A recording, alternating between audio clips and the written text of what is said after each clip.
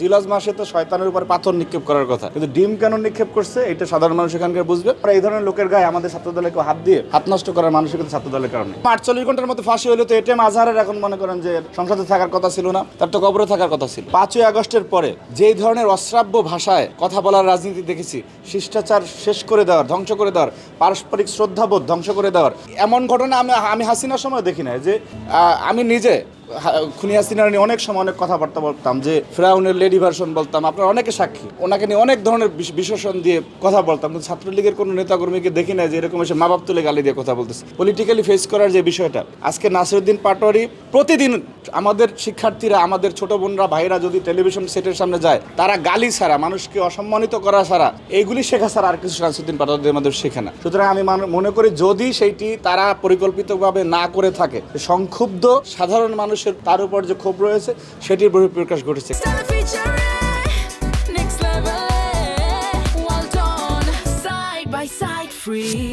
এখন জিলহজ মাস চলে, তো জিলহজ মাসে তো শয়তানের উপর পাথর নিক্ষেপ করার কথা, কিন্তু ডিম কেন নিক্ষেপ করছে এটা সাধারণ মানুষ এখানকার বুঝবে। তারা ডিম নিক্ষেপ করেছে, সেটি আমি মনে করি সাধারণ মানুষের মাধ্যমে হয়েছে। ছাত্রদল, যুবদলের কোনো প্রকারের কোনো নেতাকর্মী সেখানে অংশগ্রহণ করেন। ঘটনা ঘটলে সেইটার প্রতিবাদ হতেই পারে। সরকার তার জায়গা থেকে, নৈতিকতার জায়গা থেকে, দায়িত্বের জায়গা থেকে এটি সেই দায়িত্ব, আমি তো আগেই বললাম যে দায়িত্ব যদি ঘাটতি থাকে সেখানে আমরা সবাই মিলে প্রশ্ন করব। কিন্তু যদি আপনার উদ্দেশ্যই থাকে যে একটি বাজে পরিস্থিতি তৈরি করে, সেটি কিন্তু আপনার কার্যক্রমের মাধ্যমে প্রতিফলিত হয় যে উদ্দেশ্য এরকমের। সুতরাং সেটি তাদের আচরণে প্রকাশিত হচ্ছে।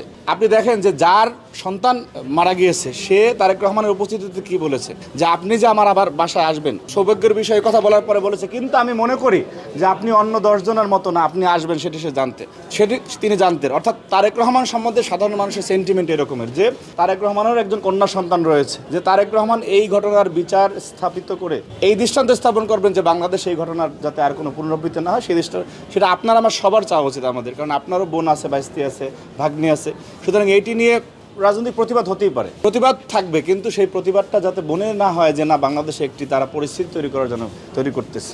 এইখানে সবার সহযোগিতা অত্যন্ত জরুরি। আমাদের আইনগুলি যদি সেই অনেক আগের আইন হয়ে থাকে, সেটি সংশোধনের জন্য তো, যেটি মাননীয় স্বরাষ্ট্রমন্ত্রী বলেছেন, সময় লাগবে। তো এনসিপি জামাত চায় যে আপনার অতি দ্রুততার সাথে ফাঁসি দিয়ে যাক, তারা নিজের একটা সংবাদ সম্মেলন করে বলুক সাথে সাথে ফাঁসি দিয়ে দিতে হবে, এরকম বলুক আইন ছাড়া। তো ওই রকম 48 ঘন্টার মধ্যে ফাঁসি হলে তো এটিএম আজহারের এখন মনে করেন যে সংসদে থাকার কথা ছিল না, তার তো কবরে থাকার কথা ছিল। সুতরাং একটা প্রসিডিউর তো আপনি মেনটেন করতে হবে যে এখন চার্জশিটটা হয়ে গিয়েছে, অতি দ্রুততার সাথে যদি দৃষ্টান্ত স্থাপন করে, তার সরকারই তো লাভ। আমি যারা প্রশ্ন করতেছি তারা এবার প্রশংসা করবে। সুতরাং এই বিষয়টি আমাদের সবার সহযোগিতার মাধ্যমে এই বিষয় নিশ্চিত করতে হবে। পাশাপাশি যারা নাসিরউদ্দিন পাটোয়ারির, যেহেতু এটি একটি বার্নিং প্রশ্ন, তাদের কাছে অনুরোধ থাকবে যে শিষ্টাচার বহির্ভূত বক্তব্য, রাজনৈতিক সংস্কৃতি নষ্ট হয়, পারস্পরিক শ্রদ্ধাবোধ নষ্ট হয়, এমন রাজনীতি যাতে তারা না করে। সেটি করলে মানুষ সংক্ষুব্ধ হবে এবং তাদের প্রতি যে জুলাই গণঅভ্যুত্থানে তারা যে রাজপথে ছিল, সেই কারণে আমাদের যে শ্রদ্ধা ছিল, সেই শ্রদ্ধার জায়গাটা নষ্ট হবে। ওই সতেন্দ্র দত্ত যেরকম বলেছেন অদম উত্তম কবিতার শেষ 4 লাইনে, কুকুরের কাজ কুকুর করেছে, কামড় দিয়েছে পায়, তাই বলে কুকুরে কামড়ানোকে মানুষের শোভা পায়। আমরা এই ধরনের লোকের গায়ে আমাদের ছাত্রদলে কেউ হাত দিয়ে হাত নষ্ট করার মানসিকতা ছাত্রদলের কারণে।